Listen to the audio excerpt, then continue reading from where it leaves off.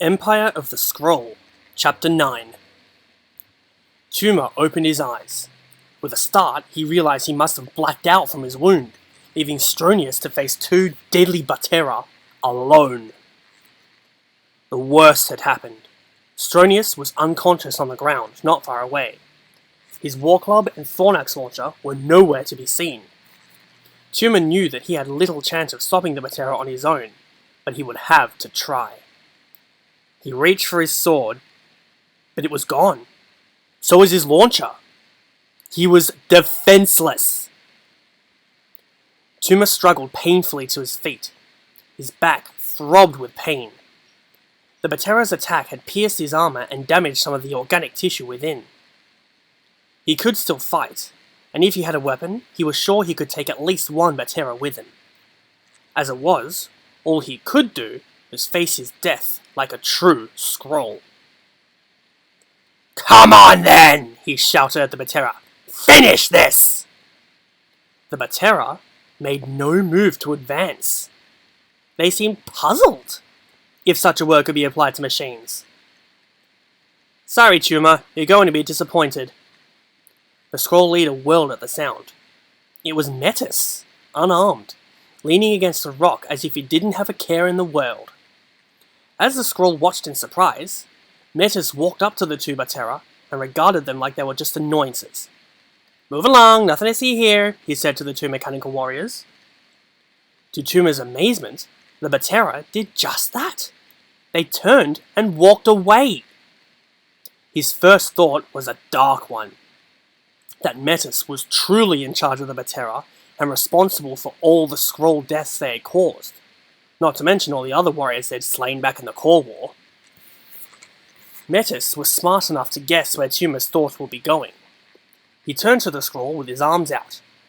"Now, Tuma, if I controlled them, if I had decimated your legions and your fortresses, why would I leave you alive to maybe put a dagger in my back? Use your brain, remember what I told you." Tuma charged forward, ignoring his pain, and backhanded Metis, knocking the Agori to the ground. "I have grown tired of your insolence. I need no weapon to end your life." "I just saved your life, yours and Stronius's," Metis spat. "A simple thank you would have sufficed." More than ever, Tuma wanted to shut Metis' mouth for good. But he couldn't escape the truth the Agori had spoken. The Baterra were in a perfect position to kill him and his elite warrior, but hadn't. Why? "You said you had a secret, a way to stop the Baterra," Tuma said. "Is that what I saw here today?" Metis got to his feet. "Just about. You're not dead, are you?" "Yes, I know a secret, and it's not one any Skrall would ever figure out on his own." The Agori smiled. For a change, he was actually telling the truth. Long ago, in the closing days of the Core War, Metis had hitched a ride on a supply caravan heading to an ice army outpost. Normally, he would have preferred to make his way on his own, but his ice axe had broken and was in for repair. He hadn't time to dig up a new weapon, and didn't much like the thought of travelling through a war zone unarmed. The wagons were ambushed by a dozen Baterra. The ice warriors and other Agori put up a fight, but none of them survived the battle. Through it all, though, the Baterra just ignored Metis. Even when he grabbed the reins of a wagon and made his escape, they didn't pursue. The question of why dogged him all the way to the outpost. When he arrived, he told the warriors there that he had been knocked unconscious early in the battle and must have rolled under a wagon where the attackers couldn't see him. They seemed to accept the explanation. Metis knew better, of course. There had been something different about him, something that led the Baterra to spare his life. Once he realized that, the answer was blindingly obvious. "I wasn't armed," he thought. "These creatures are killing warriors on every side. Their definition of warrior is anyone who has a weapon." Now, here he was, years later, apparently the only being that had made this connection. The Skrall would never figure it out on their own, and even if they did, they would never want to do it. They would cut off their arms before they would lay their weapons down. When he saw Tuma and Stronius both unconscious, he had ditched his ice axe and rushed down, kicking their weapons well away from them. That brought the Baterra up short, since their programming did not include attacking unarmed beings. "You owe me," said Metis. "I think it's time we discuss payment." "Our deal stands," Tuma growled. "Do not go too far, Agori." "Really? Alright, then I can always bring the Baterra back here.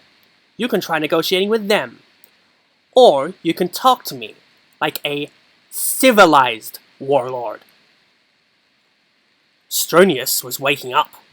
Metis decided he'd better wrap this conversation up fast. Stronius was snapping in half whether it was in the Skrall's best interest or not. "Listen, you're a great and powerful leader," the Agori said. "You're going to be the ruler of Barra Magna pretty soon, and with my help, you're going to wipe out the Baterra. But just in case something should go wrong, if you were killed in battle, say, someone should be ready to step into your boots, don't you think?" "If a leader falls, an elite warrior takes over," Tuma replied, already not liking where this was going. Metis laughed. "Ha ha ha! Stronius, please! The guy couldn't lead a spigot to dinner. And I won't work with him, meaning the Baterra carve your last legion to bits. No, I was thinking more of me." Now it was Tuma's turn to howl with laughter. "Ha ha ha ha ha ha! You are no Skrall, just a miserable traitor to his own kind. Perhaps I should hand you over to the Agori and leave you to their justice, Metis." Metis crossed his arms over his chest. When he spoke, his voice had none of its usual bluster. It was cold and flat. "Those are my terms. If you get killed or become unfit to lead, the Legion answers to me. Otherwise, just kill me now, Tuma. My death will only come a little easier than yours and that of the rest of you warriors." "They will never accept it," said Tuma. "They will never take orders from an Agori." Metis chuckled. "If you go down, things will be so desperate that they would even take orders from a lummox like Stronius. Anyway, you let me worry about that. Do we have a deal?" "For now," Tuma said. "But once the Baterra are defeated..." "I'm on my own," Metis finished for him. "I got it." "Well, don't be concerned. All of this will be over soon, and nothing's going to happen to you, right? You're just humoring an Agori." "Yes," Tuma agreed. "Yes, it will all be over. Everything and everyone ends in time." Metis smiled. He quickly retrieved his ice axe, and then happily discovered where the Skrall weapons had fallen.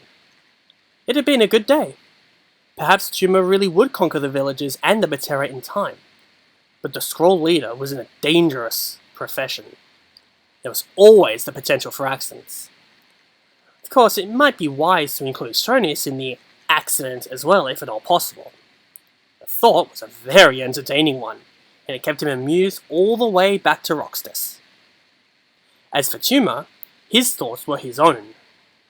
He would have to make a formal announcement to his legion, one they would have a hard time believing. And he would also give a whispered order to Stronius. If anything were to happen to him in battle, even a noble death at the hands of a Glatorian, the elite warrior was to immediately slay Metis. "Yes, everything ends," Tuma said to himself. "But some endings are more painful than others, my Agori friend. Pray you never learn just how painful." Tuma smiled, and resolved to put the whole matter out of his mind for now. He had, after all, a world to win. The end.